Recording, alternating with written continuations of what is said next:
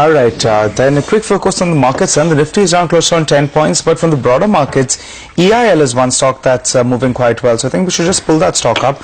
Currently, it's holding high with a gain of close to around 3%. EIL from the broader markets, one of those stocks that are doing quite well. Though the Bank Nifty continues to struggle, that one's down close to around 100 points. But let's get chatting with the management then. Let's get chatting with Mr. Nanda Kumar, the MD and CEO of Manappuram General Finance, who joins us on the show. Hi, sir. Thanks so much for joining in. We are a couple of months already into this quarter. In the last quarter itself, we did see that growth has stagnated after quite a few quarters. Is it looking better this time around? The growth all depends upon the gold price. As far as our main business is concerned, gold loan. We are growing our the gold collateral with us, the securities with us steadily. This year we have grown that around 15%. But the AUM has not grown that to that extent. So the last 1 or 2 quarters it is remaining more or less stable there, but the collateral is growing because the LTV, the loan to value, is coming down because the gold price has gone down. That's the reason. Otherwise, but as far as we are concerned, we have diversified into other areas, and those new businesses are growing. Okay. So, Mr. Nandakumar, what you're saying that the total average assets under management, or AUM as we call it, would largely be flat in Q3. That's the quarter we're in. And if you could also break that up in terms of gold AUM as well as the non-gold AUM, because you've been focusing a lot on disbursements in the non-gold AUM market as well. Yes, yes.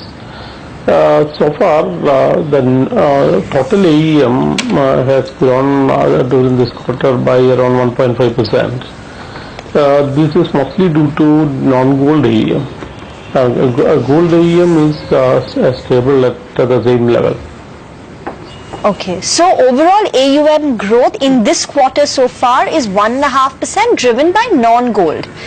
Gold AUMs would be flat. Okay. All right. Yeah. All right, Mr. Nandakumar, the gross yields were at around 21.5%. They were softer year on year just in the last quarter due to interest reversals on the auction portfolio. Now, analysts on the street, they expected yields to go back to around that 23% approximately. Is that happening? Yeah, it is happening. I'm glad to say it is happening because the legacy portfolio, which was for a longer term, that portfolio is over. So now around 2/3 of our portfolio is of a short-term nature, around 3 months' time. So the interest, there is no cause of concern of interest reversal now.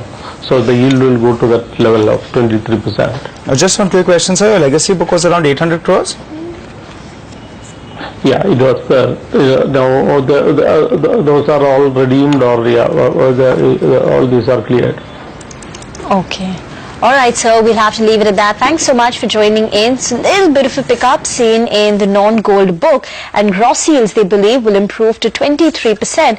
Remember, in the prior quarter, the yields were at 21.5%. Let's slip into a very short break, but as we do that, let's get you some long-term fundamental picks recommended by Prakash Diwan.